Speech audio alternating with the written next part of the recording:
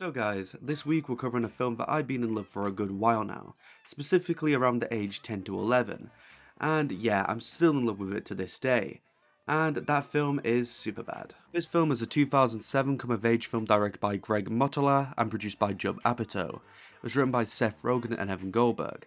Heck, even the two main characters are both named Seth and Evan, with Rogen initially planned to play Seth, but due to his age and physique, that changed. The film follows two best friends who have been sticking with each other ever since they were little.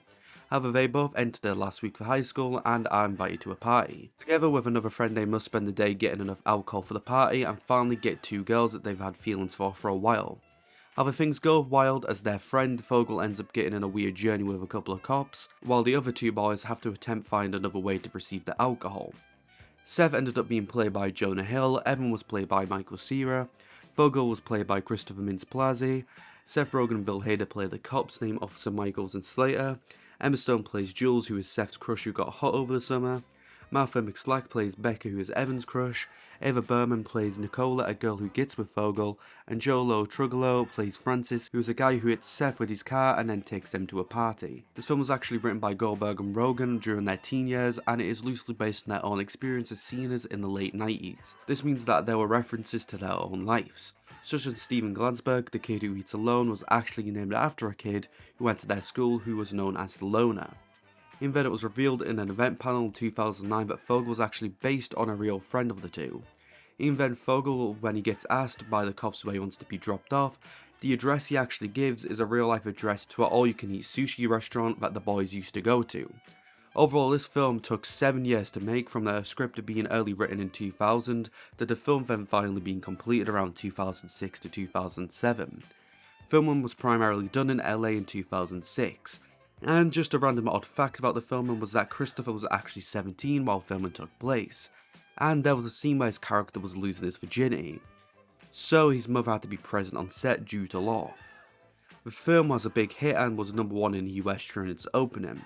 It made over $33 million in its opening weekend from 2,048 theaters. It also stayed on top in its second week, making over $18 million. Overall, it made $121.5 million in the US and then made $48.4 million everywhere else, which meant they made $169.9 million. It then was the highest grossing high school film for 5 years until 21 Jump Street surpassed it, which funnily enough is another film starring Hill. Critically, the film has 87% based on 207 reviews on Rotten Tomatoes, and Metacritic gave it a 76 out of 100 based on 36 reviews. The film was nominated for 13 awards and won 5 credited for its writing and performances. It was released on disc on December 4th, 2007 in 2 different versions. The first is the original cut and the second is an unrated version, which has 5 minutes of extra footage. As mentioned, I love this movie. I just think it's hilarious and has great jokes. But what pushes this from other late 2000s comedies is the way the actors deliver the lines, with brilliant acting and direction. This is definitely the film that gave the light and more light to such actors as Jonah, Michael, Christopher, Seth, etc. All characters are beautifully written to be relatable and likeable, which is for sure what you want in a comedy and most films. Overall, a brilliant story about friendship and growing up, and also the Billy plot is so much better as well in my own opinion. This is a solid 5 out of 5 or a 10 out of 10 for me. So yeah, this was just a brief video this week of me going through a classic hit in my own eyes. Honestly, I haven't met a person who dislikes Superbad. Again, I think this is very different compared to the late 2000s films that tried to be more of a comedy. And as well as that, when you describe the plot to people where it's initially what it is, even the plot that I gave this film in this video, it kind of sounds very generic. But mostly due to the writing and just the way they blend this story, it's so much more than that. And yeah, I definitely recommend watching this video that pops up on the screen right now. I can't remember who it's by, but this is always the video essay I go to when looking into Superbad. And yeah, if you like the video, please like the video. If you have any additional facts or want to give your own opinion on the film, comment them down below. And finally, subscribe if you've been watching my videos for a while. Honestly, it's not the main priority to me, like, comment and subscribing.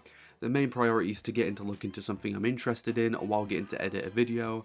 However, as someone who's wanting to do YouTube, I do really appreciate if you do like, comment and subscribe. So yeah, I haven't really got anything else to say other than I love Superbad. And yeah, I'll see you next week for whatever I cover. SUPERBAD is easily the funniest film of 2007. Are you crying? No, I just have something in both my eyes. On August 17th.